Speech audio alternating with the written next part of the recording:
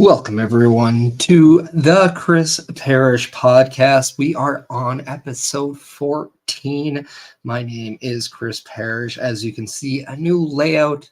As you can hear, just one voice because Joshua Joseph is not on this week. We hope to maybe bring him back next week, as early as next week.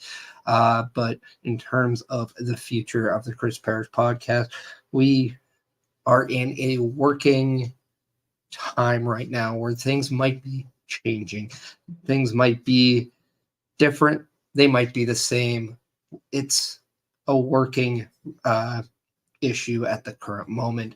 But nonetheless, we are happy. I am happy that everyone is here today. I am very happy to be a source of entertainment for everyone.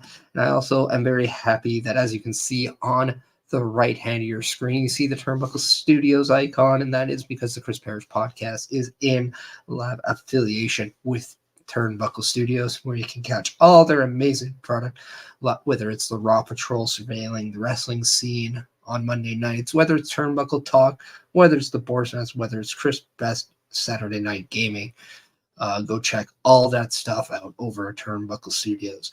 Over on my left, you see Rogue Energy, and they are the official sponsor of the Chris Perish podcast.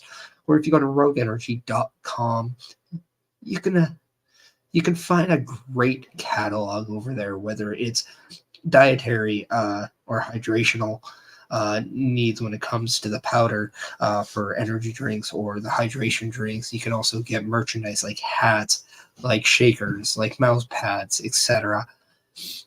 But when you're in that checkout, make sure that you save yourself some money, and that is by using the promo code PERISH, PERISH. If you're happen to watching here on YouTube, please, if you can, like this video, hit that thumbs up, share this video, and subscribe to the channel, and let yourself be alerted to every time Chris Perish podcast goes live, as well as potentially other projects as well. If you're following on the Twitch, make sure you give us a nice little follow and subscribe if you can. That does help out the channel and does go a long way. And if you're over at the Facebook, please hit a like, hit a follow, hit a share, and have fun with those hearts, those likes, those angry faces, those cheer faces, all that good stuff. The emojis. Have a ball. Let's have some fun as we are joined by my good old friend Chris Best, saying good afternoon. How are you doing? A lot to talk about today here on the Chris Perish podcast. One thing I think is just certain. I think it took over the week in terms of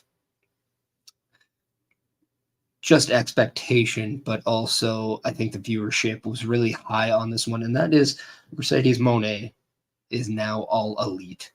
I got to watch this live as it happened, and even though I can admit I'm not the world's biggest AEW fan, I'm not even the biggest Sasha Banks / Mercedes Moné fan, you can't help but appreciate the moment that was Mercedes Moné debuting for All Elite Wrestling.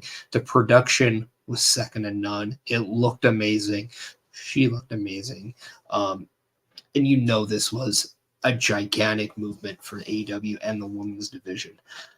You can't help but fathom what fantasy matches or possible scenarios could become, whether you look at potential matchups with Julia Hart, which she eventually got involved with Julia Hart later on in the show, whether it's Britt Baker, who should be returning soon, or if it's maybe Saraya, who a lot of people who don't know, they have history back when the WWE, when it was Paige versus Sasha Banks in a tag match. This is how Paige almost had her career ended, by having a match with now known Mercedes Moné. And you'd almost have to think that these two want to get that memory out of their system, and they want to maybe create something new. You're also looking at Toni Storm, who, when you think of now in AEW, if Mercedes Moné lives up to the billing that was her debut and she can build off that, the way that she would like, I know everyone who's a fan of not only hers, but AEW will like that eventual matchup between her and Toni Storm could just be one of those moments that absolutely takes the women's division of AEW to that next level. And I think that's something that you should be definitely looking very much excited for. Like, that's going to be fun to watch. And there are so many others, whether it's Willow Nightingale, whether it's Sky Blue, so many amazing, talented individuals on that side. You also, in the last couple of weeks, saw the actual come to fruition of Okada and Will Ospreay in AEW, and those are names. If you are fans of New Japan Pro Wrestling, those are the all-star names there that are now in All Elite Wrestling. And let's be honest, that was a home run for AEW. Now, I know that there is this clamoring opinion online that says, oh, did Triple H screw up by not signing Okada and Ospreay? And I flat out say no, simply because, yeah, are they great talents, and are they great people to have on your roster? Absolutely. Are they necessarily for me as a wrestling fan? No, but I can understand how important they are and how great of an asset they are to a promotion. I don't think they would fit in WWE. I look at just the usage of Shinsuke Nakamura, to be quite honest, and it's been how long now, and he's finally starting to communicate with the audience on a personal level. And I can only assume how long it would take Okada to do that, simply because the promo is so important in WWE that if you can't execute a promo, your future as being a top star is very limited in WWE. And I think the longer it takes you to do that, the longer it takes you to become a star. I mean, look at the tribal chief, Roman Reigns, and look how long it took him, just as an example, to really get his feet comfortable in the promo market. Now that he did, look at what's happened, but it took him a while. And I think Okada and his style and what he probably wanted better suits AEW, their fans, moving, and just that just makes more of a fit. And I think that's the most important thing when you're a free agent, whether it's wrestling, any sport. You gotta almost push out the whole, ooh, that just sounds so good, and just that whole urge of whatever the case may be, of like the, oh my god, the holy shit moment. You got to get that out of your system, and you got to really see the fit, because if you don't see the fit, then you're not going to necessarily be happy with what you do. So I think Okada he made the right move for him, and it's a right fit with AEW. And I think the same goes for Will Ospreay. I don't think Will Ospreay could do Will Ospreay 200 plus nights a year in WWE. And that would be the ask of him. If he was to go to WWE, he would be hurt a long time. I'm not saying he's careless. I'm just saying he works a style that's high risk. And it's so demanding. And he has no stop. He has absolutely, I don't want to say no understanding, because he does. He's a very athletic, might possibly be one of the most athletic performers going today. But he goes a mile a minute and does not stop until the bell ends. And I think that is a recipe for destruction if you're doing that 200 plus times a year. So I think he made the right choice by going to AEW. It fits him. He fits them. And I think the fans, the product, the individual all benefit from that decision. And I think Triple H didn't mess up by not signing these guys. What he did was understanding that these three talents, maybe with the exception of Mercedes Moné, because I think obviously WWE had interest, very much interest in Mercedes coming back. You just know that they're not struggling by not having them. They're doing just fine. They also have a large roster, and they can just take that time now to worry about who they have instead of what could have been. I don't think that's an issue at all. And I think this is a time to be happy, because now I think AEW is finally understanding what the roster needs to be, how they're going to shape up for the future, and then how do we build and make a better product. And I think they're in that cusp of doing just that. And eventually you will see fuller arenas in AEW once that is sorted out. So yeah, that's kind of what I think. What chat? What the ones in the chat? What do you guys think about Mercedes Moné, Will Ospreay, and Okada being all elite? I think that's very intriguing to me. But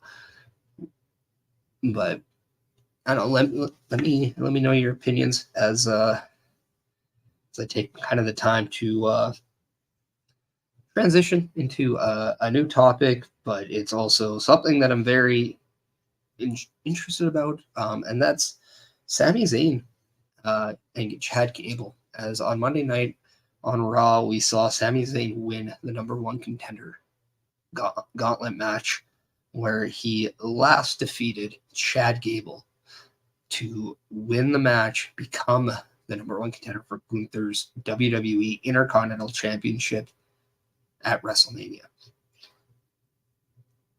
And somehow that was met by fans wanting Chad Gable, which is completely understandable, completely fine. There's nobody's wrong for wanting a certain wrestler to win a match, to win a feud, to do things like that. What I just hate is the fickleness that you see on the internet. Because it wasn't just 12 months ago where we had the Elimination Chamber in Montreal. We had Sami Zayn looking to dethrone Roman Reigns for the undisputed Universal WWE Championship, and fans wanted Sami Zayn to win, and they wanted Sami Zayn versus Cody Rhodes at WrestleMania 39. That did not happen, nor Cody Rhodes nor Sami Zayn defeated Roman Reigns, but Sami Zayn ended up becoming undisputed tag team champion with Kevin Owens in the night one main event match versus the Usos. Fans were happy. Even then, people were wondering, hey, maybe Rhea and Charlotte should have main evented and not the tag match. But a lot of people also countered that argument by saying that tag match had a better story. Now we fast forward a year, and people kind of are turning away from Sami Zayn. And my question is why? What did Sami Zayn do in this last year that has made you not want to see him win? He had his issues with the Judgment Day after WrestleMania 39. He then had his best friend traded to SmackDown to bring in Jey Uso, someone who he defeated for those tag titles after losing those titles.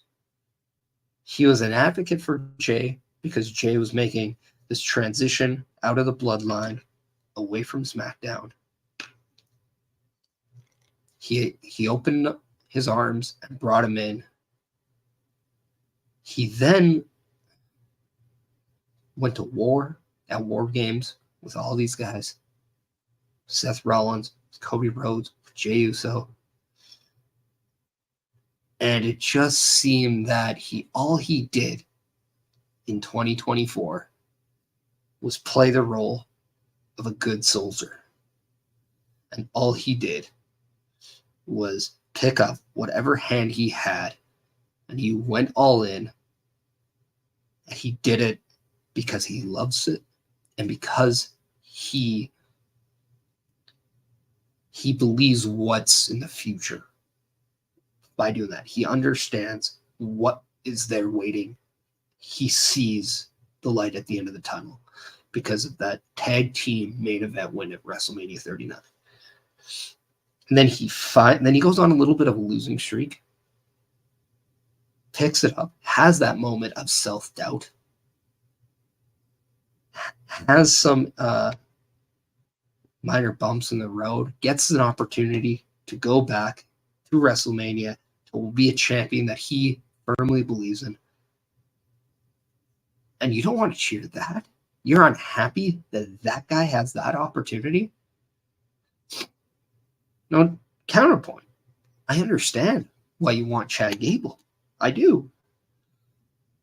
The guy, all he is heart and soul and amazing technical skill in the ring. He is easily the most overlooked performer in pro wrestling. No question about it. Chris Best comes in saying, I'm okay with Okada joining AEW, but I'm not sure I need him siding with the Young Bucks and feuding with Eddie Kingston.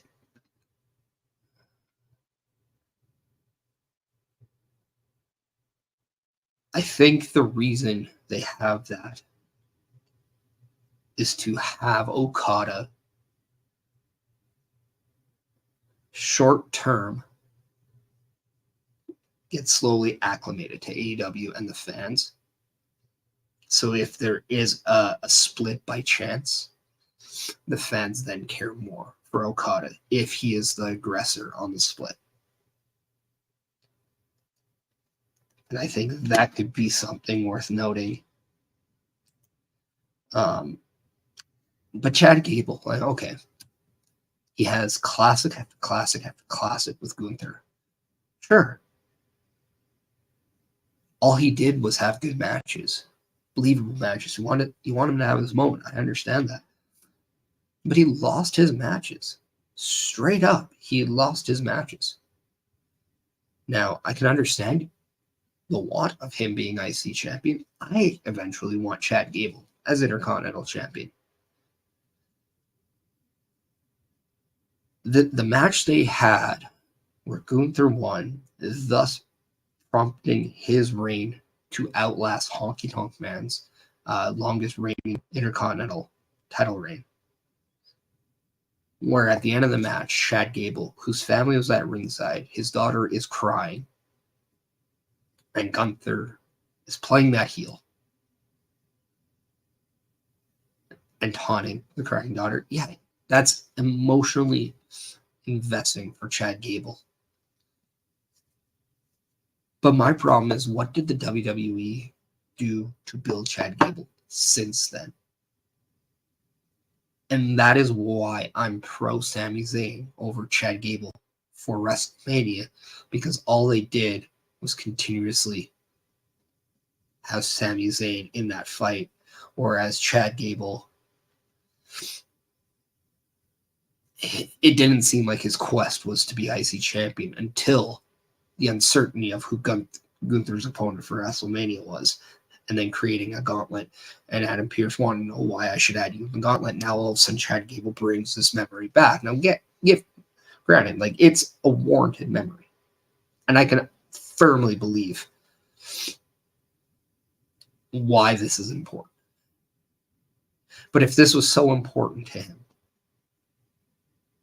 why did he take months of inactiveness on a chase for that title? Why wasn't this feeling of I need to erase that memory and I need to revenge this memory?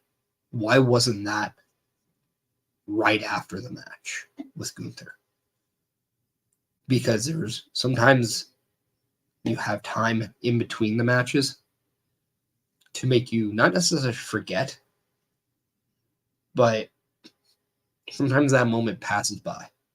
And I felt that moment passed by unless you gave Chad Gable some video montages, some video packages to bring back. Chris Best is coming and saying, I could see Chad Gable still getting his shot, but not at Mania. I could see Gable turning heel because it doesn't seem like he's distanced himself from Alpha Academy and challenging Sami Zayn. If Sami is successful in winning the title.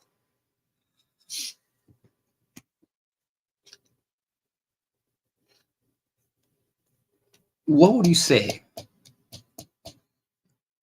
if Chad Gable is the one that costs Sami Zayn the Intercontinental Championship at WrestleMania? Right when we think Gunther could be on that road to maybe drop the IC title, kind of advance to that World Championship picture, which I do believe could happen. However, I'm also on that wagon of if there's anybody to make a double champion believable, it's Gunther. But if all signs point to Imperium helping out Gunther, and that is eliminated, and just when you think it's a straight up one-on-one match with Sami Zayn and Gunther, and the one person who takes that moment away from Sami Zayn is Chad Gable. Is Chad Gable not a bigger attraction in that company now based on this? Because now that moment of jealousy, and that moment of you don't want it as much as I do, that the feeling of you keep getting opportunities while I always have to scratch and claw and work for mine. Just all that emotion rolled into one act, and that act is it can't be you because it needs to be me. I can get behind that, and I can see Chad Gable becoming more of a force in WWE by going into that role. Yes, that would mean he splits away from Alpha Academy. I honestly believe Alpha Academy after WrestleMania should not exist. I think you can repackage Tozawa, you can repackage Otis, you can even repackage Maxine. And I have no problem with Maxine potentially going into a tag team with Ivy Nile. And we're transitioning her to there. I would have no problem of transitioning Tozawa and Otis as a tag team, but stepping away from the Alpha Academy banner.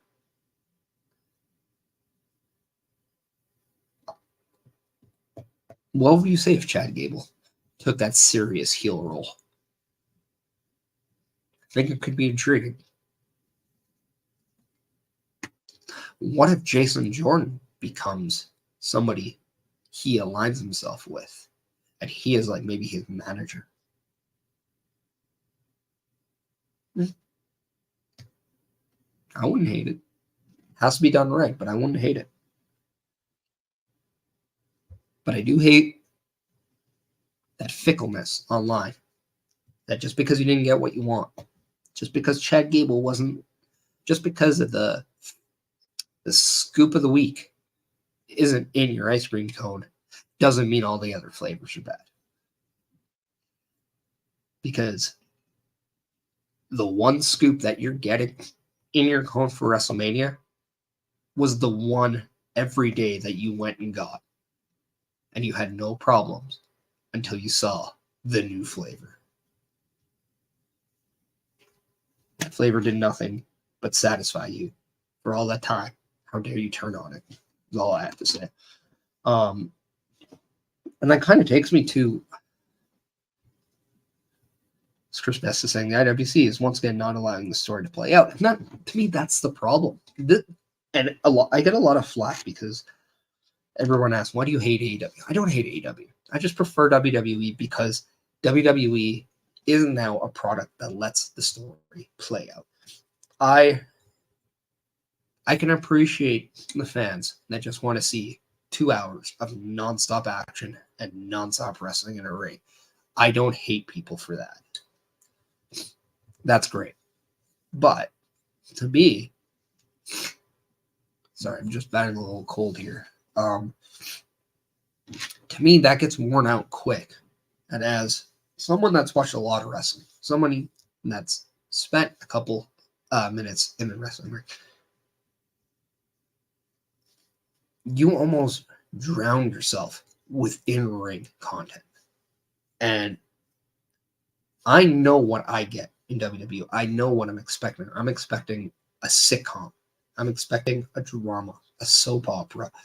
I'm expecting a television product when I watch Monday Night Raw, Friday Night SmackDown, and NXT. I'm getting my whys of why person A and person B are colliding. And that is what I like. Now, do I hate the one time where we get Rock versus Stone Cold, no explanation, just to see who's better? Absolutely not. I think that's awesome. I think AEW does that very well. They just do it too much, in my opinion. I would like to see these stories play out longer. Look at how good MJF and Adam Cole looked coming out of there. Let's keep them together for a little bit longer as a team, and let's see how this plays out. If you didn't do that, does MJF become the babyface that he was at the end of 2023? I don't think he does. So if you had him turn on Adam Cole right away after they didn't win the tag titles during that let's put guys together tournament they had, you wouldn't get what we have now with MJF. And I think what we have now is just so much better than what we had then. Now, and then you look at what we have with Adam Cole, and that propelled him to create that new group. Well, what is it? An Undisputed Kingdom? You wouldn't have that. And now all of a sudden you have Warlord back in a position where he's protected with a faction, but now he looks more like the monster he should be. He doesn't have to speak. He just gets to beat people up. And isn't that not what we wanted from Warlord from the beginning? We're getting more Matt Taven and Bennett. They're a great tag team. They're a great faction. And now look at what Roderick Strong is doing with this whole thing. Now he's your international champion. Does he win the international championship if you didn't have the time to let the MJF Adam Cole story play out? Good things came out of stories that wait. And this was a great example of it. And in a smaller sample case, look at the social outcasts with Ruby Soho, Saraya, and Tony Storm. Yeah, it's a smaller sample size. Very smaller sample size. But now, look at how that elevated Tony Storm, and look at what she's doing now. And it allowed her to be one of the best draws in the female division for AEW. I don't know. That's why I watch what I watch. I watch the product that gives me more of that emotional investment through storylines, through angles. It gives me the why I'm seeing the match. The match doesn't have to be my main course. It could be my dessert. And I think we all want to have that sweet tooth when we watch pro wrestling. But you don't eat dessert first. You got to eat your meal first, people. You just enjoy that dessert the most. That's what stands out. But when you get older, don't tell me you don't love that good steak too. Don't tell me you don't love that, good plate of pasta. You don't like that main course, because those main courses are delicious. And I think the main course is the storytelling. You sprinkle that in with your season, that is your angles. And then your toppings, whether it's heel turns, face turns. That to me makes the wrestling product good. And that is why I prefer WWE. I don't say everything else is bad. I just say I'm more intrigued with the product that is WWE. I don't think AEW is bad. I don't hate AEW. I just think it has a lot of work to do still. I'm patient. I'll allow it to play out. That sounds too entitled, but I have the patience as a viewer to give it time, just like I gave WWE time before they figured it out, which is what we have now. Because before the Bloodline era, the product was not good. I gladly admit that.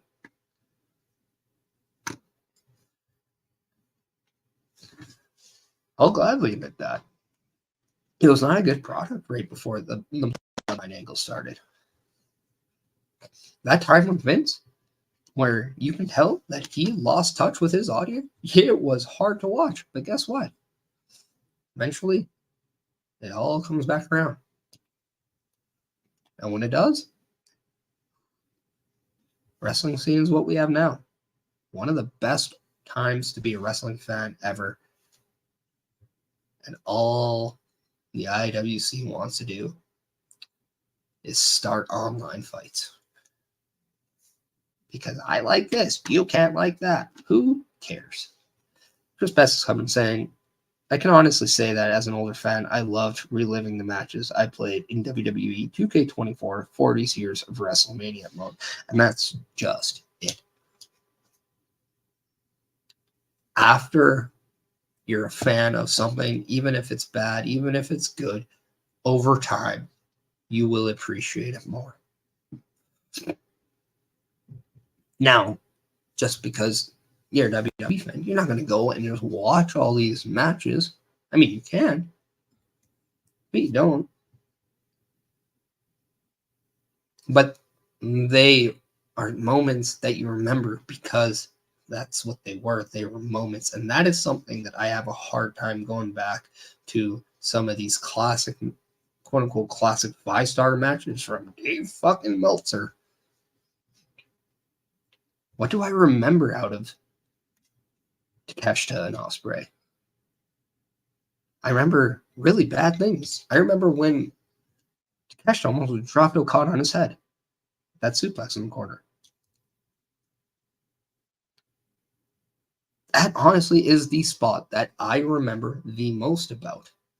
Because I legitimately was so concerned that Will Ospreay suffered a neck injury and got seriously hurt. Because he wasn't moving much after that.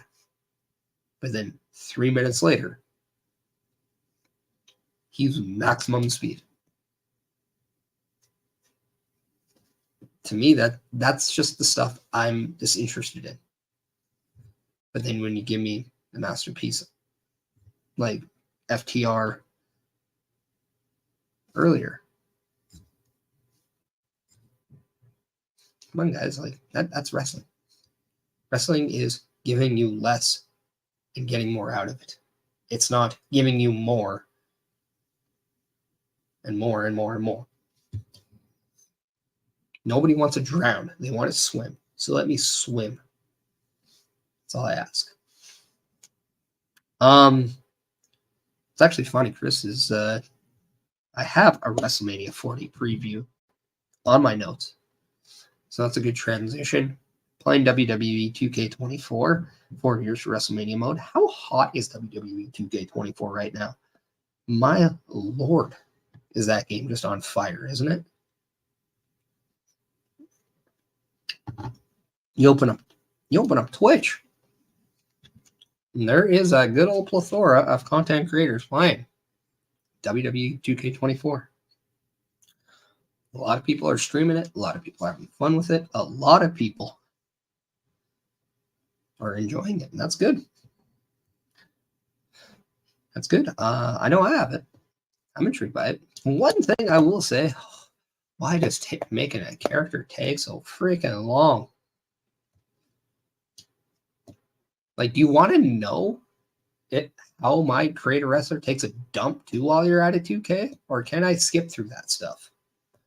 Like, why can't I just choose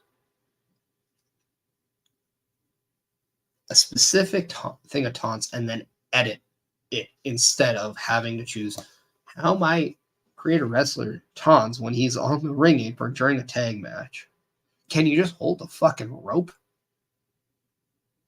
Can he just smack his hand on the turnbuckle when there's a double down?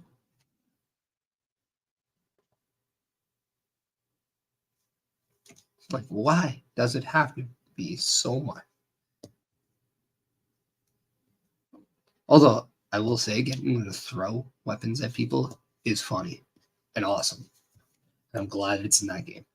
Because nothing is more entertaining than when a wrestler throws an object at somebody for real. Now, is it dangerous? Absolutely.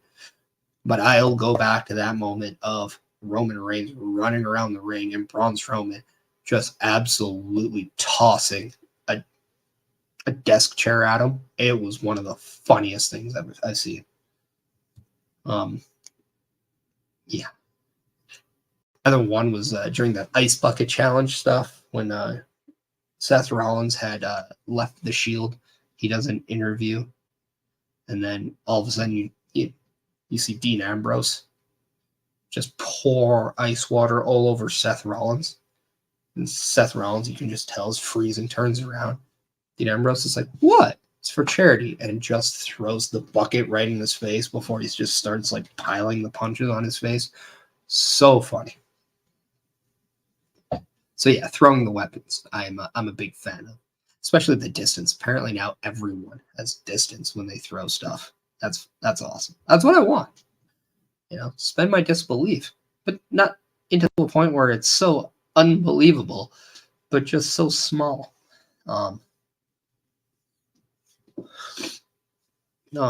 Chris Best said, I think they really need to add a search feature and create a wrestler. That way, if you want the name of the move or clothing piece you want, all you have to do for it, and boom, there it is.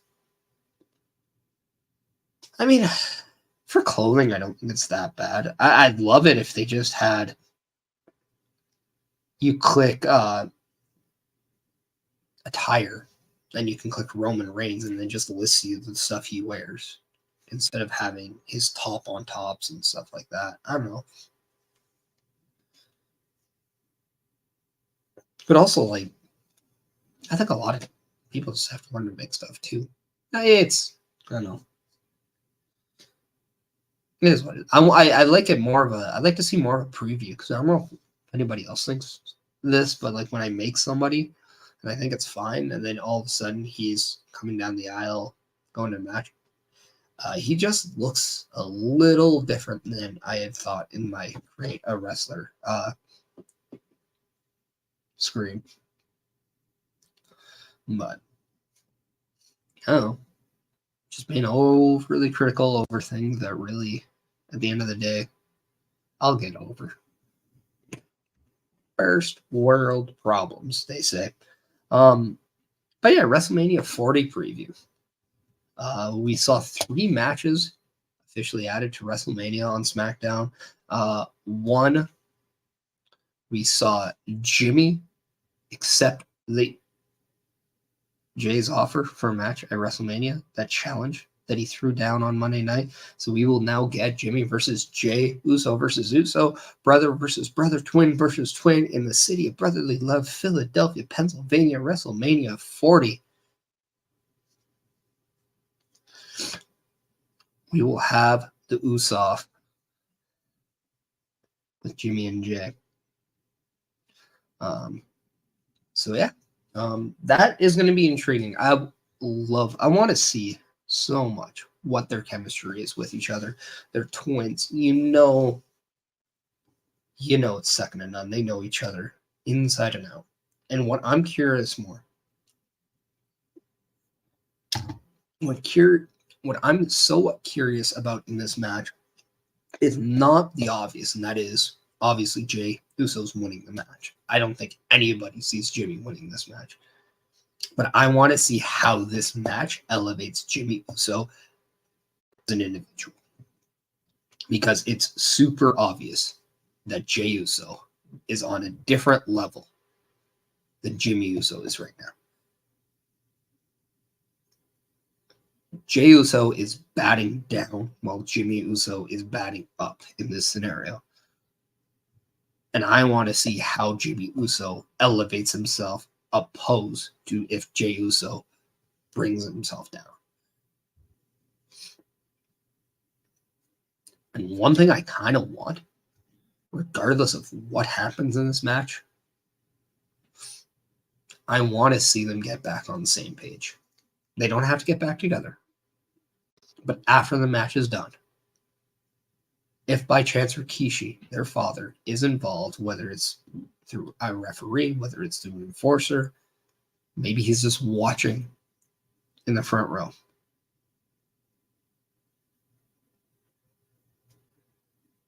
I'd like to see him and maybe Solo have that, like, bring them back together. Just in the same sense of take that hate away. Now, you can still treat Jimmy and Jey as separate entities past WrestleMania. I think we want that. But I don't know if we can believe Jey versus Jimmy as a real feud much longer. Plus, who doesn't want to see DIY versus the Usos? I know I do. Or at least the Creed brothers versus the Usos. You know, like, here's one. How about Gallus versus the Usos and Solo?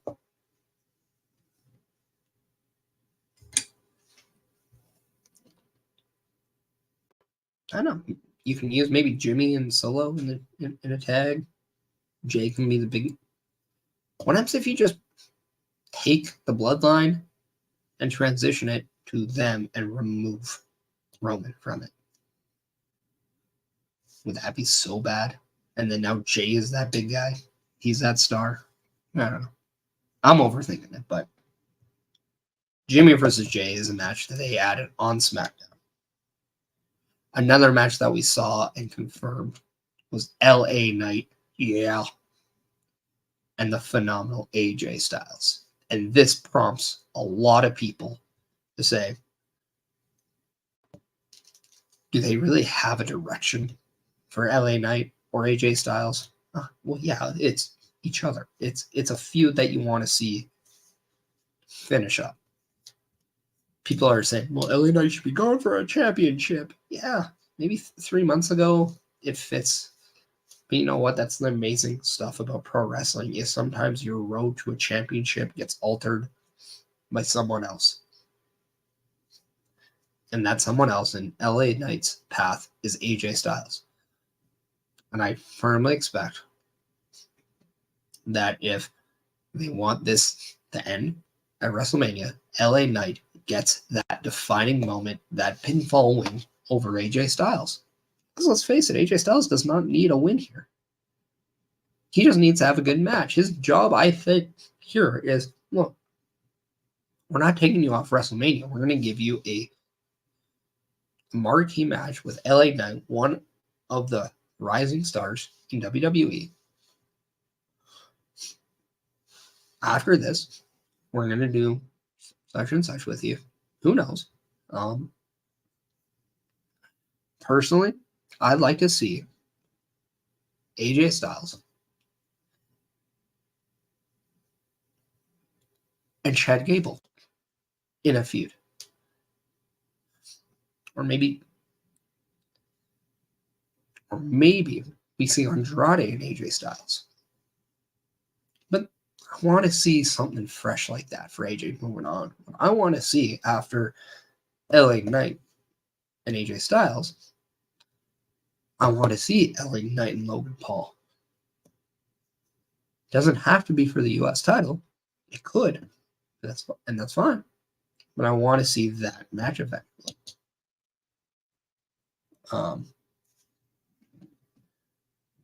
So, also, I'm just reading a story here. Hold on. What is this saying? Wrestle Talk is saying that El Hijo del Milquino is vacating his AAA Mega Championship due to injury.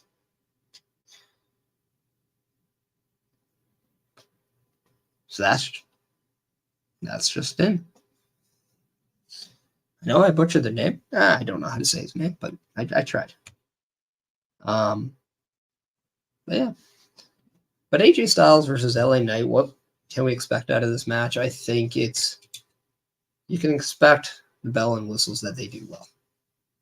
This is not a match I think it's going to steal the show, but I think it's going to be competitive. I think it's going to be hard-hitting, and I think it's going to be a match that propels both people to something better.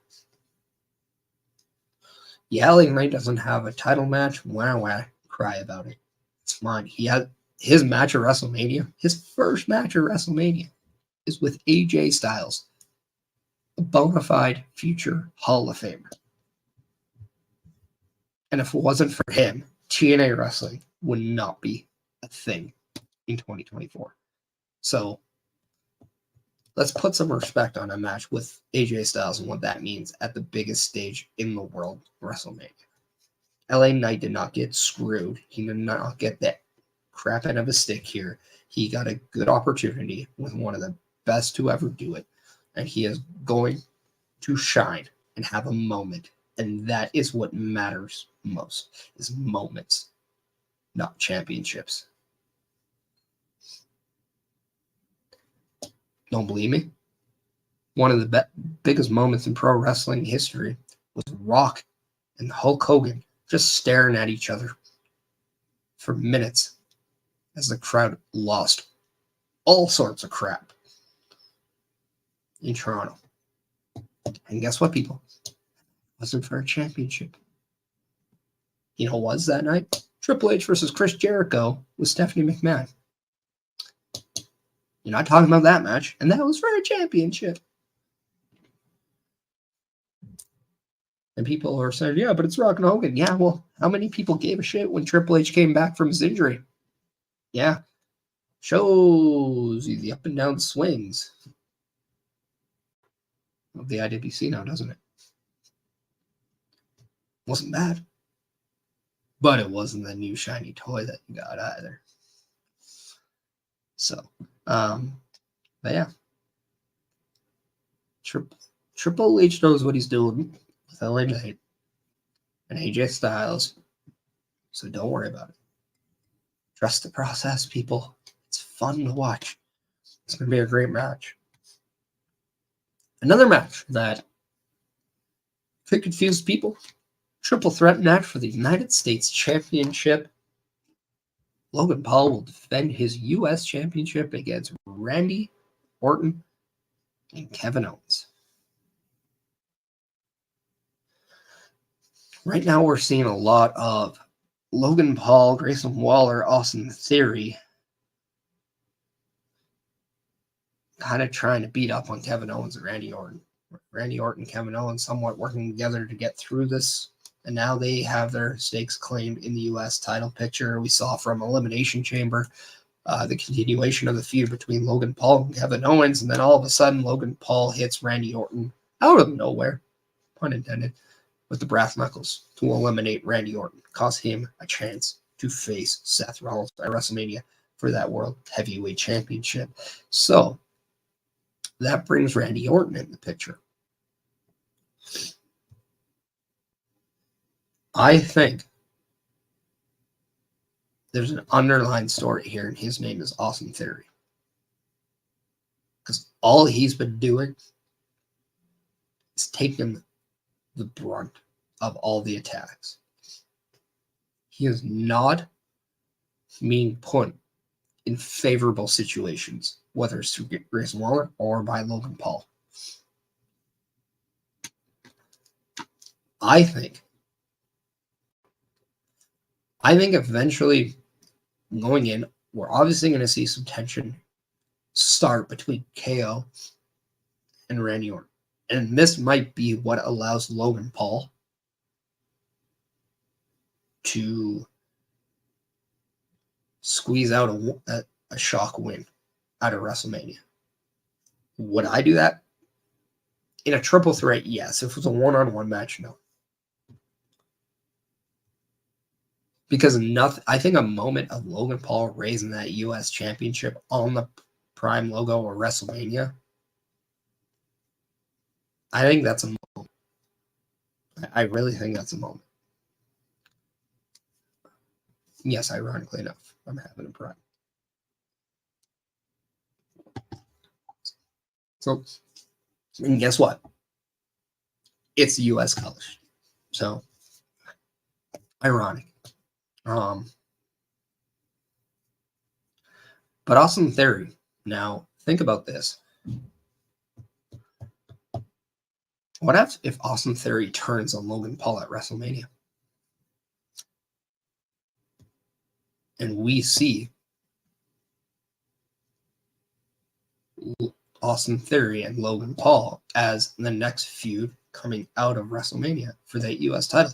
Is it not time for Austin Theory to maybe get a babyface turn? He has the tools to be aggressive in the ring. He has the tools on the microphone. He has the tools to do the job. I think he's getting put in a position where the more selling he does now, the more likable he becomes. He does all the right things that you want out of a superstar. He does the Make-A-Wishes. He does all the charity stuff. He does all that stuff. Why? Because John Cena is his inspiration. And John Cena is just the definition of what you want out of an ideal employee if you're the WWE. So, Austin Theory, I say look for him to do something of value at WrestleMania, and he might not be booked in the match.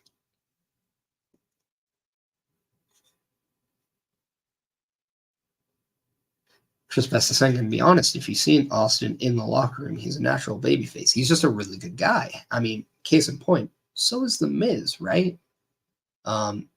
It's what I've been saying a lot. I mean, I can do The Miz as a babyface, but I want to see Mike Mizanin. I want to see the natural Mike Mizanin as babyface Miz. I don't want to see Miz spinning, pointing to whatever row with the stupidest headband on. He looks like when he. Sorry, but I'm gonna go on. But babyface Miz in that attire on his entrance just looks like the guy. I'm trying to remember the movie now. People might hate me. He looks like the guy from the Cobra Kai clan that just didn't make the cut.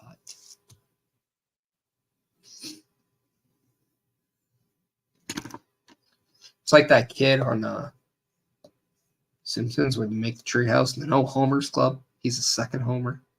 It's like, we already got one Homer. We can't have you. To me, that is Miz when he's in that, trying to go in. I want to be a ninja. I kick too.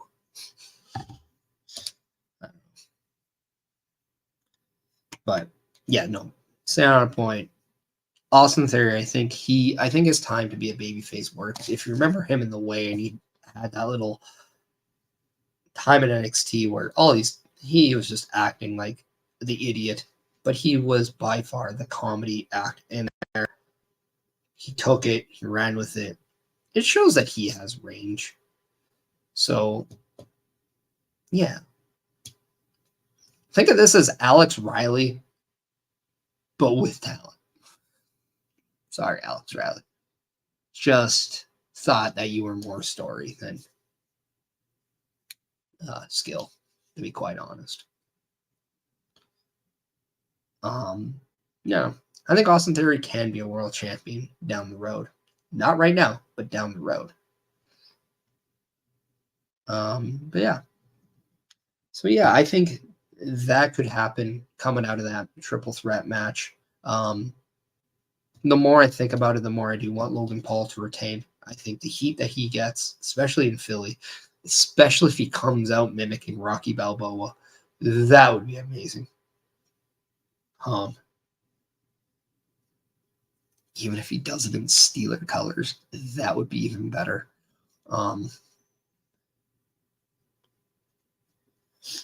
So, I don't know. Food for thought, people. I think it'd be really funny just to see him absolutely just take the knife and twist it with the crowd, metaphorically speaking, not literally. Don't want to see that. Not literal, metaphorically though.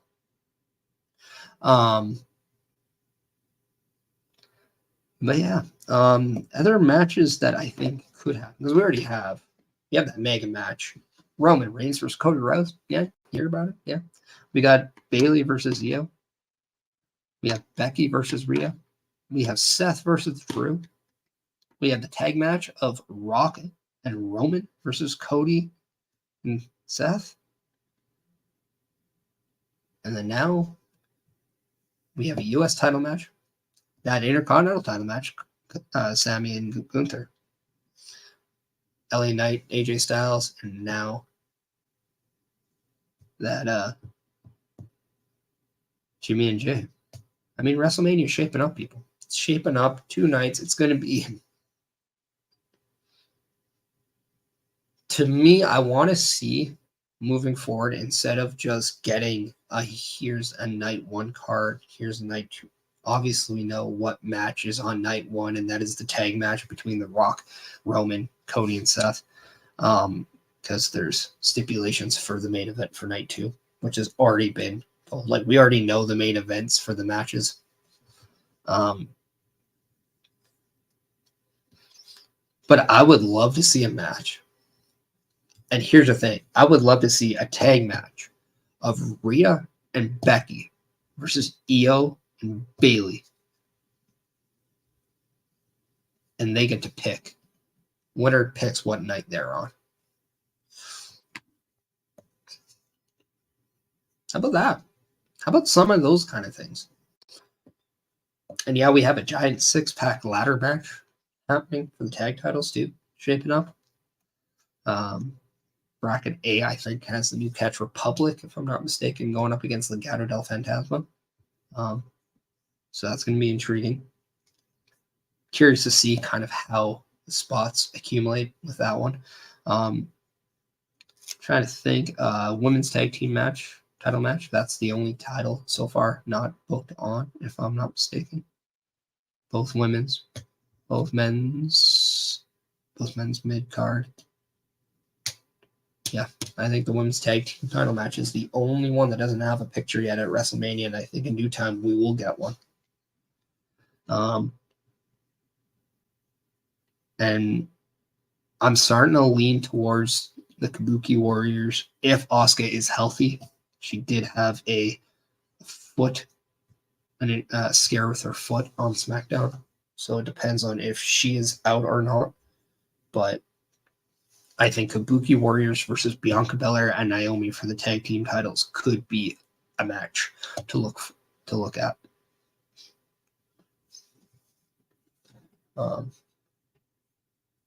So yeah. And you can have WrestleMania without the Hall of Fame, and the Hall of Fame is shaping up to be big. Paul Heyman already on the U.S. Express. Muhammad Ali. Like, come on, people. Like, absolute amazing lineup already that we have. And we're just going to get more. Bull Nakano. Like, what? Like, come on, people. Like, Chad, who is your favorite induction so far?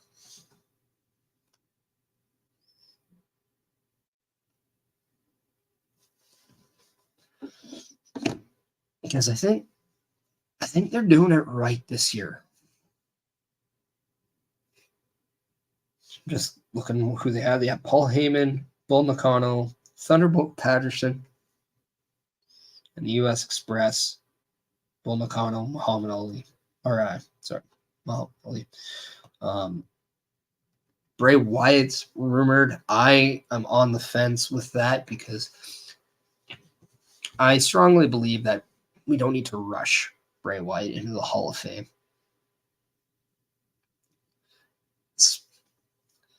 Does it overshadow Paul Heyman if we put him in right now? And another question I'm going to sadly ask, but right now, just the rush to add Bray Wyatt, Chris Best is saying, it's being said that Bray isn't going in this year now. And I think that's the right move. Let be a natural fit for Bray to go in.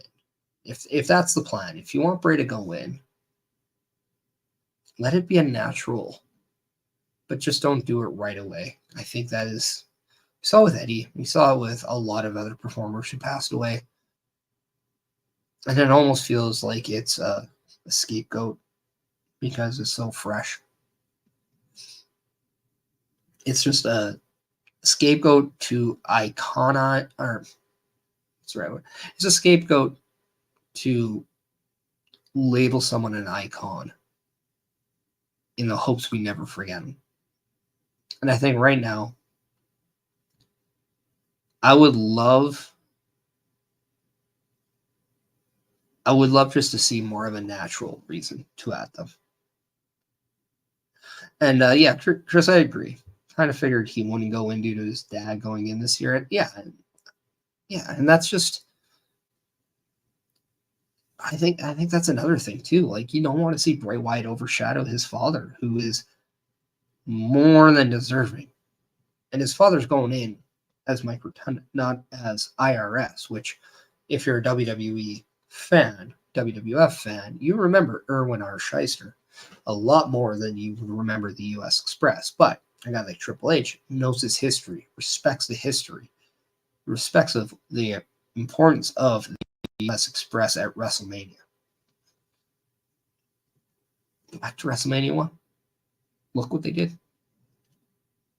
It was an important moment.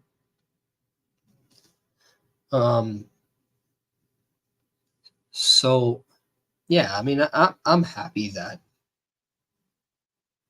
the focus is on the people announced right now, and you're not taking somebody as powerful as Bray Wyatt in the situation of he'll get it, and he should get in, but give it time. Time heals all wounds, and we need time to let him in into the Hall of Fame. I think it's better that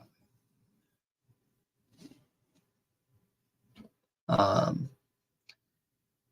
So that's really all I have for pro wrestling.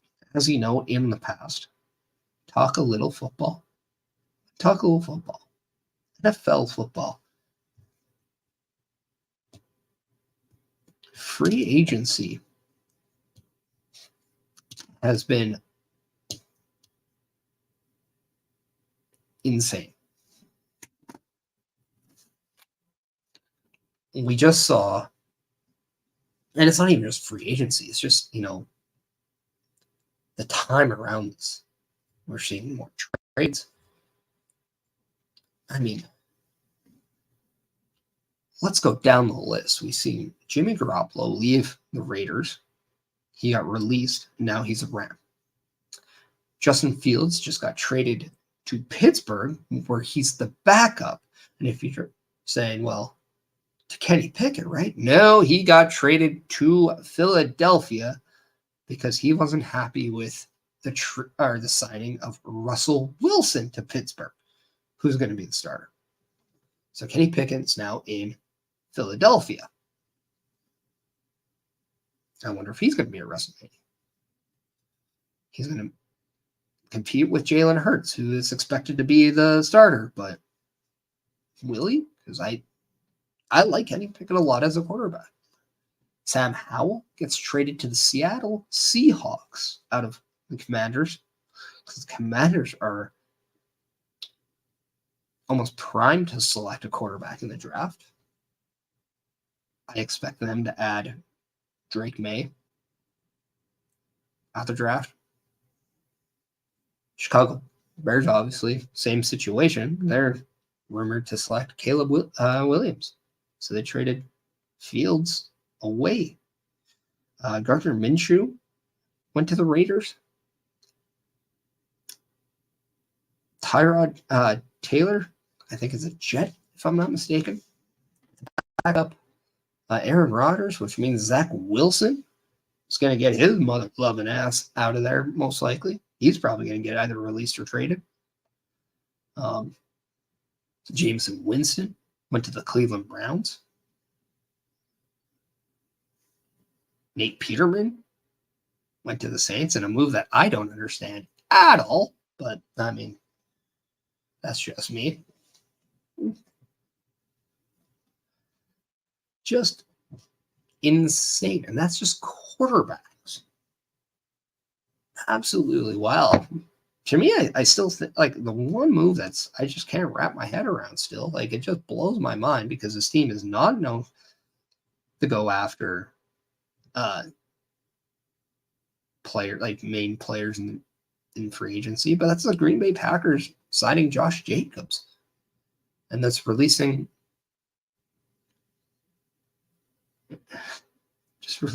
Aaron Jones, who then went to the Minnesota Vikings. Whew. That's going to look weird. Fan favorite running back just for the past 7 years, 8 years. Now is on your divisional rival. Weird. But yeah, just a carousel of movement. And it's just absolutely insane. Free agency for the NFL is every year just starts getting more wild as we go. So we saw T. Higgins franchise tag wants a trade. Where's he going to go? Michael Thomas got released. Odell Beckham is a free agent. I mean, if this was 6 years ago, holy crap. Michael Thomas is more or less a 16-year-old bum now. So, say 16-year-old because what other wide receiver, when he doesn't get his way, goes on Twitter to complain about about the quarterback, his offensive coordinator, and then gets mad at a journalist who reported the truth. Oh, New Orleans Saints are set to release wide receiver Michael Thomas. Oh, now I'm going to go on Twitter and make fun of you because you don't know your thing. A few days later, Michael Thomas was released by the New Orleans Saints. He gets hurt. He goes on Twitter. Oh, Derek Carr is the reason why he get hurt. He doesn't know how to throw me the ball and safely, blah, blah, blah, blah, blah. Like, shut up. Shut up, Sideshow Bob. I mean, come on. Like, it's true. It's just, there's a lot of drama in the NFL. Let's not cut our teeth anymore about that. Too much drama, but absolutely crazy to see all this movement. Whew. I don't know. What do you guys think about the NFL trend? Who all in the chat is a fan of NFL football, American football? If so, who's your team? Shout out who you cheer for in the chat. I'm curious. I'm a Saints fan, as you can tell.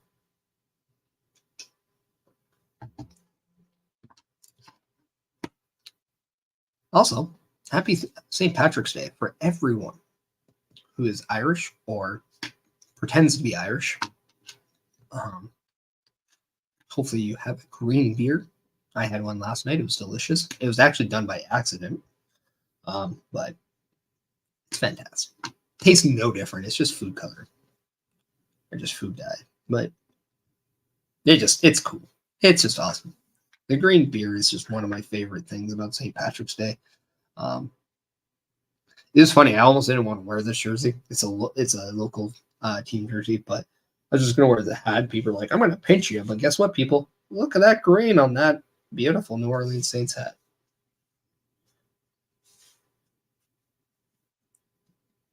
It's cheap, but it works.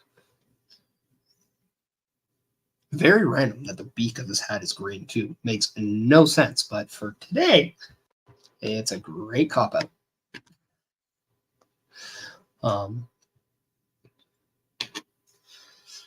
So that is kind of what I'll have on the docket. Didn't really have a lot. See my notes? Not a lot. Chris Best is coming in saying, I'm surprised with all the picks and QBs that were moved around. I mean, the draft is weird. So many picks are going to get moved. There's like what, around almost 300 picks in an NFL draft. Especially with all the comp picks that teams get. So it's crazy, man. A lot of great talent, whether it's offensive talent, whether it's like quarterbacks, wide receivers, right? There's a lot of good running backs. I don't know if they're stars, but I mean, we'll see, right? Like, that's a nice thing. Like, who would have thought you would have got the best quarterback with the last pick of the draft come on a few years ago with Brock Purdy? Just absolutely amazing.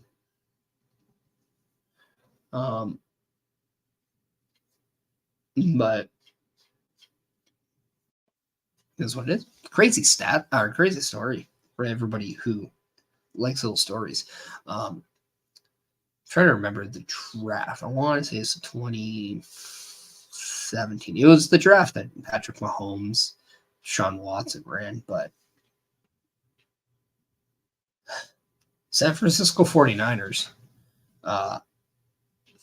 thought the Redskins were moving on. Yeah, it was the Redskins back then. So they thought the Redskins were moving on from Kirk Cousins, and Kirk Cousins was eventually going to become a free agent.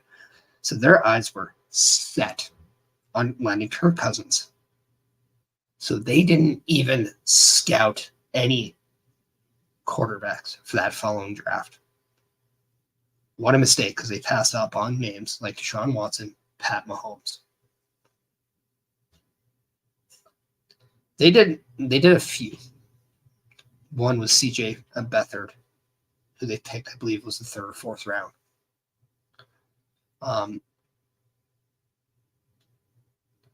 That was the only quarterback they took. But what happened was, before that draft, the situation in New England with Jimmy Garoppolo and Tom Brady kind of came out, and that New England Patriots at the time clearly aren't trading Tom Brady. They make Jimmy Garoppolo available. So they trade him to San Francisco. So now San Francisco, they're out of Kirk Cousins. That's why he went to Minnesota. Because San Francisco, no longer an option. So CJ Beathard plays 3-4 years. I believe it was 4 years. Then he goes to the Jacksonville Jaguars. But in return, San Francisco gets a comp pick for the draft for losing Beathard. That pick ends up being the last pick of the NFL draft, which they used to bring in Brock Purdy.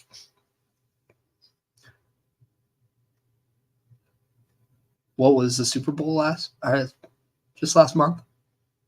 Pat Mahomes versus Brock Purdy. Crazy.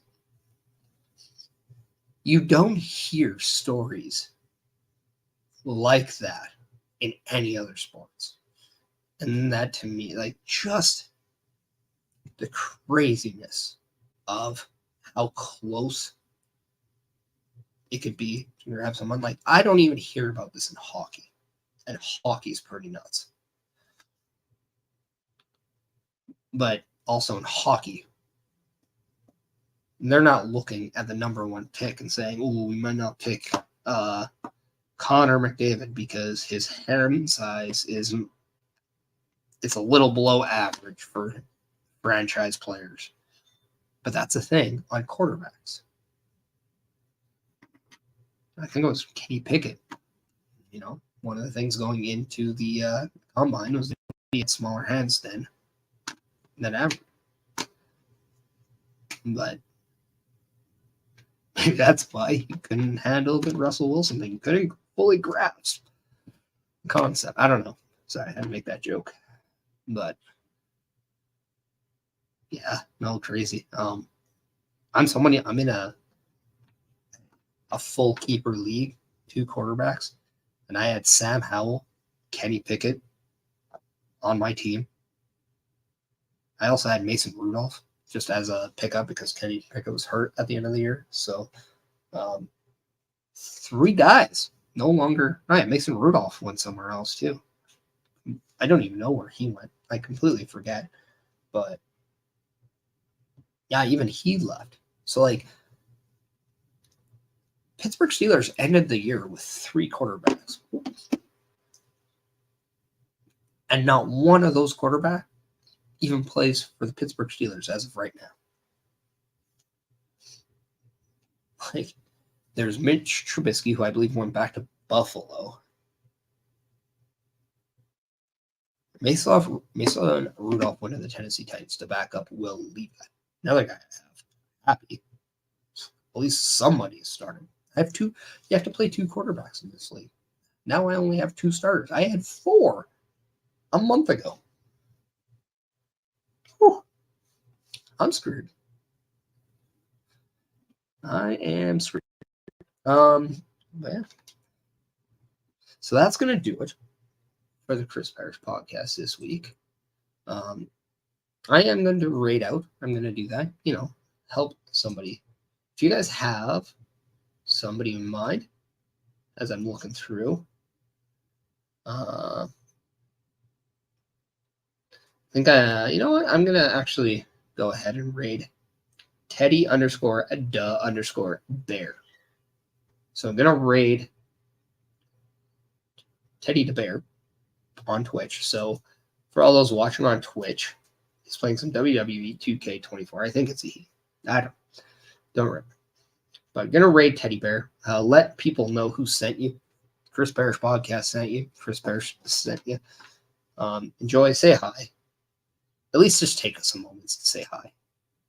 Don't just leave because I'm sending you there. Take some time. Say hi. You never know. Beauty part about a community, you never know who you're going to meet. Right?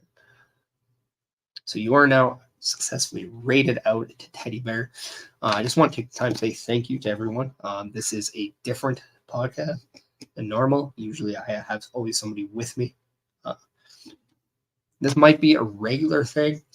Josh just might be back next week. Who knows? Let me know what you guys think. Let me know if you like the flow of the show, if it worked, if it didn't. Garrett, let me know if you like the new setup. This is kind of going to be the look moving forward. There's even a setup if there's multi people too as well. So yeah, I'm looking at potentially maybe doing interviews a little bit more. I'm potentially looking at just having this as a me and you conversation, me and the chat.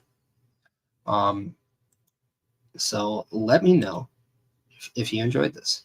I'm going to put out all my beautiful socials. They're going to just go down there. Nothing different, obviously. Through this podcast, I go on Twitch, I go on Facebook, I go on YouTube. YouTube at Chris Perish. Please, I want to help grow that channel, so help subscribe, follow, like, share, all that stuff. My Twitch at Chris Perish. Not on there. My Twitch, at the Chris Perish. Yeah. Go subscribe. If you want to follow that too. If you want if you have a Prime subscription that you just aren't using, come on. I'm not going to say do it, but why not? I mean, I would appreciate it. I'm just saying. And then yeah, over on the Facebook, it's a great way just to kind of connect with a lot of people. I think Facebook is good for that. The one thing I've added that you see on that little banner below is that my Discord is there. I've always had a Discord. I don't really use it. I want to make an attempt to use it more. So go check that out. Invite yourself. There's a page for you to share and all that stuff. So I'm gonna say let's grow that Discord. I'm also on TikTok at chris.perish. Insane view that I got today, like just insane with that last video. I do not get the algorithm. I don't get it at all. Haven't used it in 2 weeks, and all of a sudden, most successful video. What? Weird. But I got it. I got all you guys to thank, and I appreciate that. Follow me on the X at Chris Perish, my Instagram, and Threads at chris.perish. Once again, I just want to say thank you to everyone. And also go to rogueenergy.com. Use the promo code Perish. If by chance you caught half part of this, you want to go back and watch this, I will be uploading this episode as soon as we finish to Spotify. I'm sure there's like Google Play, all that stuff. I'm sure it's on there as well. Kind of that podcaster Spotify thing. But yeah, you can always check there. You can always go back to my YouTube page, rewatch it. You can rewatch on Twitch. But yeah, check it out on Spotify. Maybe a little safer if you're in the car. I'll say that. But yeah, show some love, and I appreciate everyone. I will definitely say, everybody enjoy your St. Patrick's Day. Stay safe, be green, go Saints. But I'm just going to say this, be happy. Thank you guys. Enjoy your Sunday.